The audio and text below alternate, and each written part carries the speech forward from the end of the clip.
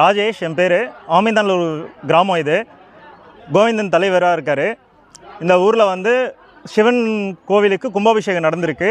இந்த கும்பாபிஷேகம் என்னென்னா ஸ்பெஷல்னால் 1500 வருஷத்துக்கு பழமையான கோவில். அகஸ்தியரே வந்து இங்கே பூஜை பண்ணியிருக்காங்க, வழிபட்டிருக்காங்க. ப்ளஸ் வந்து இங்கே 108 சிவலிங்கங்கள் பிரதிஷ்டை பண்ணதில் இதுவும் ஒரு முக்கியமான ஸ்தலம்.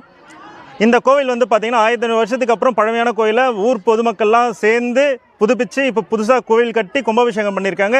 சுற்றில் இருக்க கிராமத்தில் இருக்க மொத்த ஜனமும் வந்திருக்காங்க. சிறுவாபுரிக்கு ரொம்ப பக்கத்தில் இருக்கிற சிவன் கோவில். இங்கே பார்த்திங்கன்னா கிட்டத்தட்ட ஒரு 4-5 சிவன் கோவில் இருக்குது. அந்த 4-5 சிவன் கோவிலுக்குமே இந்த வருஷம் தான் எல்லாத்துக்குமே கும்பாபிஷேகம் நடந்திருக்கு. எல்லாமே வந்து பார்த்திங்கன்னா 1500 வருஷத்துக்கு பழமையான கோவிலுங்களே. ஊர் பொதுமக்களுங்களாம் நல்லபடியாக வந்து இருந்து ஒரு 1000-1500 பேருக்கு மேலே வந்து இருந்து நல்லா கும்பாபிஷேகம் நடந்து முடிஞ்சிருக்கு.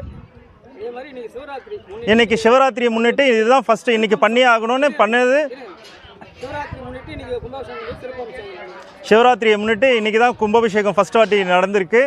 ப்ளஸ் இன்றைக்கி நைட்டே வந்து சிவராத்திரி பூஜை நடக்க போகுது. ரொம்ப விமர்சையாக நடக்கும் இங்கே. செட்டிங் பண்ணி எடுத்த மாதிரி இருக்கும். அப்படியே கொடுங்க. இப்படி வந்துருங்க, இப்படி வந்துருங்க.